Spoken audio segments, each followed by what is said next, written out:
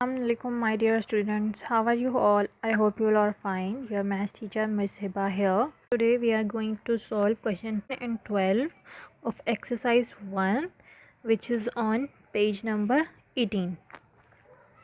Before starting these questions, first we need to know that what are the properties of set. So here we have two types of properties of sets. One is commutative property and second is associative property. And we solve each property for union and intersection, which means that कि हमारे पास दो properties हैं sets की, एक commutative और दूसरी associative. दोनों properties को हम दो तरीके से सॉल्व कर सकते हैं. एक होता है यूनियन के लिए और दूसरा इंटरसेक्शन के लिए. दोनों प्रॉपर्टीज़ को हम यूनियन और इंटरसेक्शन के लिए सॉल्व कर सकते हैं. Now let's understand commutative property first. In commutative property we have two equations, or we can say two formulas over here which we use for union. Commutative property में जब हम इसको यूनियन के लिए सॉल्व करते हैं तो उसके लिए हमारे पास दो फॉर्मूलाज हैं या दो इक्वेशंस आप कह सकते हैं इसे. इसके थ्रू हम अपने क्वेश्चन को सॉल्व करेंगे. Number one is A union C equals to A union C union A, and number two is C union B equals to B union C, which means that कि first we have A union C on our left side and C union A on our right side. तो इस commutative property में ये होता है कि यहाँ जो हम सॉल्व करेंगे A union C, जो उसका आंसर आएगा वही आंसर C यूनियन A का भी आएगा. तो यहाँ पे हमारे पास लेफ़्ट हैंड साइड और राइट हैंड साइड इक्वल आएंगे, दोनों आंसर सेम होंगे. और कम्यूटेटिव प्रॉपर्टी में हमें यही प्रूफ करना होता है कि राइट और left hand side and right hand side हमारे पास दोनों इक्वल हों, दोनों सेम हों. सिमिलरली हम इसको क्वेश्चन पार्ट 2 या इक्वेशन नंबर 2 के थ्रू भी सॉल्व करेंगे जिसमें हमारे पास C यूनियन B इक्वल होगा B यूनियन C के. तो जब भी आपको क्वेश्चन में दिया हुआ हो कि कम्यूटेटिव प्रॉपर्टी निकालें यूनियन सेट के लिए, तो आपको ये दोनों इक्वेशंस अप्लाई करनी पड़ेंगी उस क्वेश्चन में, और ये आपको दोनों इक्वेशंस प्रूफ करनी पड़ेंगी कि लेफ़्ट हैंड साइड इक्वल है राइट हैंड साइड के. सिमिलरली इंटरसेक्शन के लिए भी हमारे पास सेम इक्वेशंस है, बस हमारे पास यहाँ यूनियन की जगह इंटरसेक्शन आ जाएगा, जिसमें हमें यही प्रूफ करना है कि A इंटरसेक्शन C जो है वो इक्वल होगा C इंटरसेक्शन A के. राइट हैंड साइड जो है वो इक्वल होगी लेफ़्ट हैंड साइड के. और इक्वेशन 2 जो हमें दी हुई है उसमें भी यही है कि C इंटरसेक्शन B इक्वल होगा B इंटरसेक्शन C के. दोनों पार्ट्स में हमें प्रूफ करना है कि हमारे दोनों जो इक्वेशन की जो दोनों साइड्स हैं वो सेम आएंगी. अगर आपकी इक्वेशन प्रूव नहीं हो रही है, इट मीन्स कि आपने कोई गलती की है, कुछ गलत सॉल्व किया है. ये प्रॉपर्टीज़ की जो इक्वेशंस हैं ये चेंज नहीं हो सकती, यही रहेंगी हमेशा, और ये आपको याद रखनी है क्योंकि क्वेश्चन में ये गिवन नहीं होती. तो अगर क्वेश्चन में रिक्वायर्ड है कि इंटरसेक्शन ऑफ सेट्स की कम्यूटेटिव प्रॉपर्टी निकालें, तो आपको ये दोनों इक्वेशंस एक ही क्वेश्चन में अप्लाई करनी पड़ेंगी, जो कि आपको याद होनी चाहिए पहले से कि कम्यूटेटिव प्रॉपर्टीज़ क्या होती हैं यूनियन और इंटरसेक्शन के लिए. Solve a example for commutative property of intersection of sets. अब हम ये एक एग्जाम्पल सॉल्व करते हैं इंटरसेक्शन के लिए using commutative property. And as we studied before that we have two equations or two formulas to solve intersection for commutative property. Commutative property को solve करने के लिए हमारे पास दो फार्मूलाज हैं जिन दोनों को हमें अप्लाई करना होता है क्वेश्चन में, क्योंकि हमारे पास एग्जांपल में 3 सेट्स गिवन है, सेट A, B और C. इसीलिए हमें ये क्वेश्चन इक्वेशन 1 और इक्वेशन 2 ये दोनों हमें इस क्वेश्चन में अप्लाई करनी है, जो कि आपको पहले से याद होनी चाहिए. So I'm starting from equation 1. Okay, so here I'm starting equation 1 from my left side. तो यहाँ मैंने मेंशन कर दिया कि LHS which means the left hand side, जो कि है A intersection B.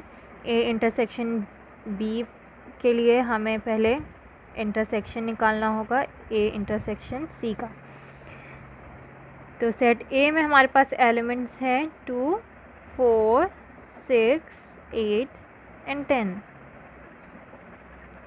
Then intersection sign, then we have 5, 10, 15, 20 in set C.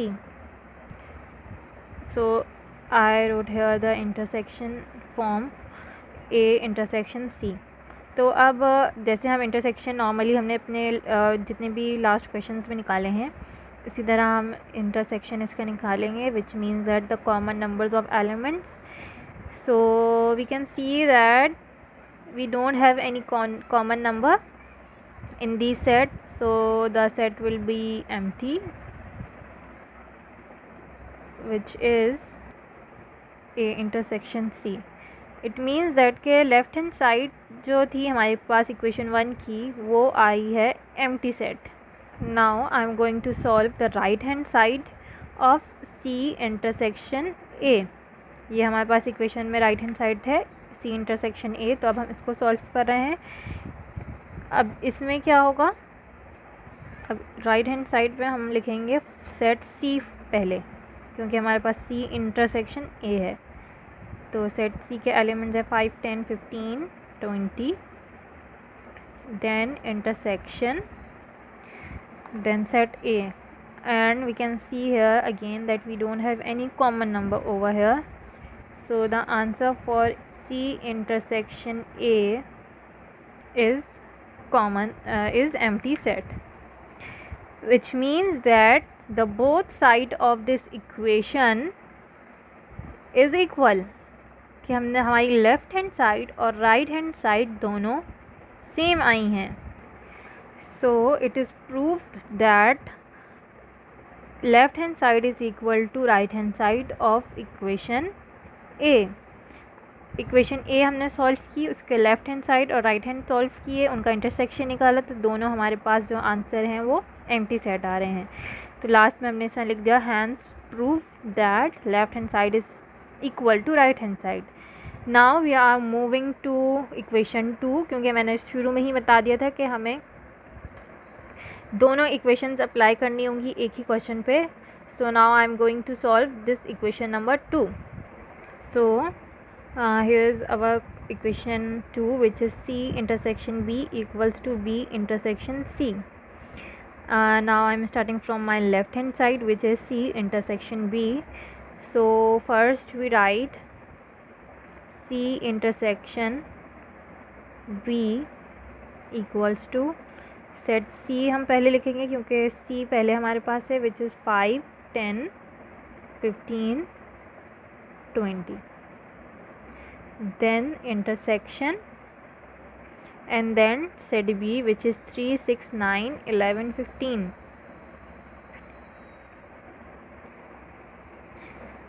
Now we find intersection for both sets, and the intersection means the common element of sets, and we can see that 15 is a common number over here. So the answer for left hand side C union B is 15. Now we are going to solve the right hand side, which is B intersection C. So the left hand side is B intersection C. So first we write the set B, which is 3, 6, 11, 9, 15 intersection, and then set C, which is 5, 10, 15, 20, and the common element of these two sets is 15. So as we can see here that the left hand side is equal to right hand side. We have same answer on both sides. Hence, it is proved that the left hand side is equal to right hand side. So, in this example, we see that how can we solve the commutative property for intersection. Intersection के लिए हमारे पास set given थे, हमें पता था कि इनके लिए इंटरसेक्शन के लिए इक्वेशन क्या होती है. हमने वो गिवन इक्वेशन 1 और 2 दोनों गिवन सेट्स में अप्लाई की और हमारे पास आंसर आ गया कि इक्वेशन 1 के लेफ़्ट हैंड साइड और राइट हैंड साइड इक्वल है और इक्वेशन 2 के भी लेफ़्ट हैंड साइड और राइट हैंड साइड इक्वल है. ये दोनों इक्वेशंस हमें एक ही क्वेश्चन में अप्लाई करनी होती हैं और ये हमें पहले से याद होनी चाहिए क्योंकि एग्ज़ाम्स में ये गिवन नहीं होती. Similarly when we have to solve the commutative property for union, तो हमारे पास इक्वेशन में सिर्फ यहाँ इंटरसेक्शन की जगह यूनियन आ जाएगा और इस पूरे प्रोसेस को हम यूनियन पे सॉल्व करेंगे. जैसे यहाँ हमने इंटरसेक्शन निकाले थे तो हम वहाँ यूनियन निकाल लेंगे. तो ये भी इक्वल आना चाहिए यूनियन के लिए भी और ये भी इक्वल आना चाहिए यूनियन के लिए. तो दोनों के लिए मेथड सेम है, बस उनका जो प्रोसेस है इंटरसेक्शन और यूनियन निकालने का वो डिफरेंट है क्योंकि इंटरसेक्शन में हम कॉमन एलिमेंट्स लिखते हैं और यूनियन में हम ऑल एलिमेंट्स लिखते हैं, दोनों सेट के जितने भी एलिमेंट्स होते हैं without any repetition. Now let's understand associative property.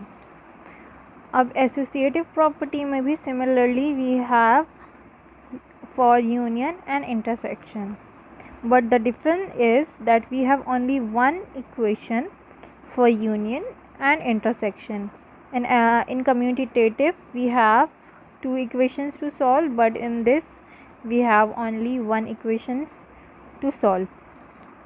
Associative में जब हम यूनियन निकालेंगे तो हम ये वाला जो हमारे पास इक्वेशन गिवन है A union B union C equals to A union B union C, ये अप्लाई करेंगे. और इंटरसेक्शन अगर निकाल रहे होंगे तो वही इक्वेशन हम इंटरसेक्शन के लिए यूज़ करेंगे, बस हमारे पास यहाँ यूनियन की जगह इंटरसेक्शन आ जाएगा. A intersection B intersection C equals to A intersection B intersection C. ये इक्वेशंस भी आपको पहले से याद होनी चाहिए क्योंकि ये गिवन नहीं होती क्वेश्चन में. क्वेश्चन में सिर्फ गिवन होता है कि आपको कौन सी प्रॉपर्टी अप्लाई करनी है. तो आपको ख़ुद पता होना चाहिए, याद होनी चाहिए कि अगर कम्यूटेटिव निकाल रहे हैं तो उसके लिए कौन सी इक्वेशंस अप्लाई होंगी और एसोसिएटिव अप्लाई कर रहे हैं तो हमें कौन सी इक्वेशंस यूज़ करनी है. Now let's solve the example for these given sets over here. And we are solving associative property of union of set. तो यूनियन के लिए मैं आपको ये एग्जांपल सॉल्व करके बता रही हूँ कि किस तरह हम यूनियन सॉल्व करेंगे एसोसिएटिव प्रॉपर्टी के लिए. तो as we can see here that in this equation we also have a right side and a left side. इस इक्वेशन में भी हमारे पास एक राइट साइड है, एक लेफ़्ट साइड है, जो कि इसमें भी हमें यही प्रूव करना है that the both side of this equation are same. Okay, so the left hand side of this equation is A union B union C. So here I write the left hand side which is A union B union C, which means that ये brackets जो हैं इसका मतलब ये है कि पहले हम A union B निकालेंगे. A union B का जो आंसर आएगा उसको हम यूनियन निकालेंगे सेट C के साथ. तो let's solve this question, then you will understand how to find the union for A union B. Okay, so here I write A union B over here because we are solving A union B first. तो A का set मैंने लिख दिया, then union and then set B. और union क्या होता है? all elements without any repetition. So this is the union of A and B set. यहाँ मैंने सारे जो हैं एलिमेंट्स लिख दिए हैं विदाउट एनी रिपीटिंग. जो एलिमेंट्स रिपीट हो रहे थे उनको मैंने एक दफ़ा लिखा है और जो रिपीट नहीं हो रहे थे उनको एक ही दफ़ा लिखा है. नाउ हमें इंटरसेक्शन यूनियन निकालना है सेट C का A यूनियन B के साथ, विच मीन्स दैट कि ये जो हमारे पास A यूनियन B का सेट आया है इसको हम A यूनियन B को निकालेंगे इस सी के यूनियन के साथ। So I write the elements over here. यहाँ हमारे पास था ए यूनियन बी, सो यहाँ जो हमारे पास सेट आया था ए यूनियन बी का वो लिखेंगे। यहाँ मैंने ये वो आंसर लिख दिया यूनियन बी का। Then union sign symbol and then set C. The elements of set C are over here which is 5, 10, 15, 20. तो यहाँ मैंने भी set C के एलिमेंट्स लिख दिए हैं।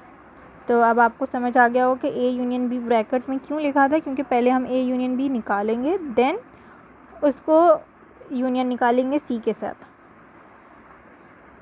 Okay, the union of set A union B and C is this. मैंने इन दोनों सेट्स का यूनियन निकाल लिया यहाँ पे, और जो नंबर रिपीट हो रहे थे उनको एक ही दफ़ा लिखा है।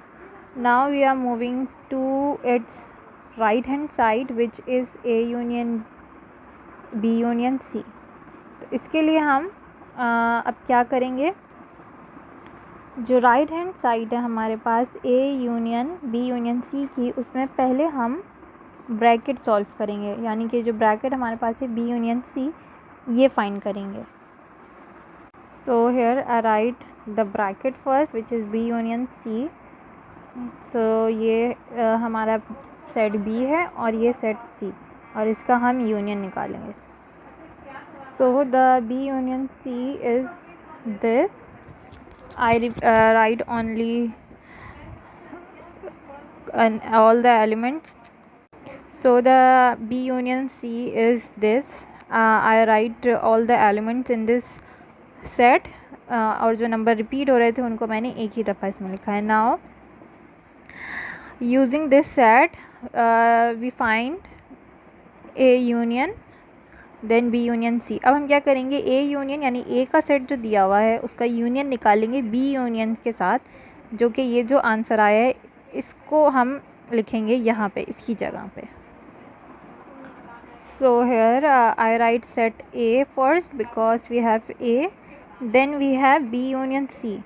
So जो ये हमारे पास ऊपर आंसर आया था B union C का, वो सेट मैंने यहाँ पे लिखा है, और अब हम इन दोनों सेट्स का यूनियन निकालेंगे। Okay, so here's the union of the given sets A union B union C का।